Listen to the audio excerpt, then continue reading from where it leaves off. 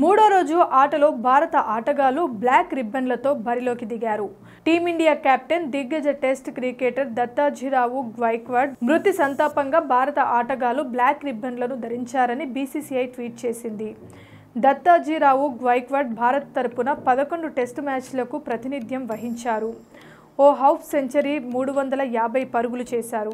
1952, 1959లో England పర్యటనకు వెళ్లిన భారత జట్టులో కీలక ఆటగాడిగా వ్యవహరించిన దత్తాజీరావు 1952 నుంచి 53లో వెస్టిండీస్ పర్యటనకు కూడా వెళ్లారు. 1959 ఇంగ్లాండ్ పర్యటనలో భారత జట్టుకు నాయకత్వం వహించారు.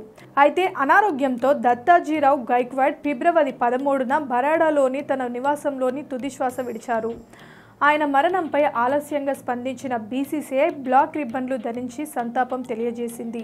ఇక మ్యాచ్ విషయానికి వస్తే 207/2 ఓవర్ నైట్ స్కోర్తో మూడో రోజు ఆటను ప్రారంభించిన ఇంగ్లాండ్కు ఆదిలోనే గట్టి షాక్ తగిలింది. జస్ప్రీత్ బుమ్రా బౌలింగ్లో overnight batter Joe Root చెత్త షాట్తో పెవిలియన్ చేరారు. బుమ్రా బౌలింగ్లో రివర్స్ స్వీప్ షాట్ ఆడే ప్రయత్నంలో క్యాచ్ అవుట్గా వెనుదిరిగాడు. కుల్దీప్ యాదవ్ స్టన్నింగ్ డెలివరీతో డకౌట్ చేశాడు. దాంతో 19 పరుగుల వ్యవధిలోనే ఇంగ్లాండ్ 2 కీలక వికెట్లు కోల్పోయింది. క్రీజ్లో సెంచరీ హీరో బెన్ డకెట్ 143 బ్యాటింగ్తో పాటు బెన్ స్టోక్స్ 0 ఉన్నారు. ఇక టీమిండియా తొలి ఇన్నింగ్స్లో 445 పరుగులకు కుప్పకూలింది. రవీంద్ర జడేజా 225 బంతుల్లో 9 ఫోర్లు 2 సిక్స్లతో 112, రోహిత్ శర్మ 196 బంతుల్లో 14 ఫోర్లు 3 సిక్స్లతో 131 శతకాలతో రాణించగా, సర్ఫరాజ్ ఖాన్ 66 బంతుల్లో 9 ఫోర్లు 6తో 62 హాఫ్ సెంచరీతో సత్తా చాటాడు.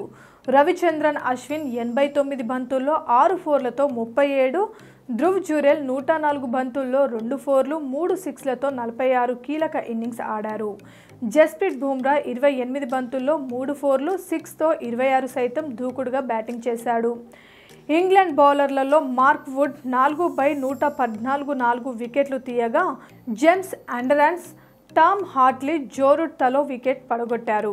రెహమాన్ అహ్మద్కు 2 వికెట్లు దక్కాయి. Please subscribe Pragna Media. Please like, share, subscribe to Pragna Media. Pragna Media, please do like, share and subscribe. Please subscribe to Pragna Media. Please like, share and comment if you like the video. Pragna Media.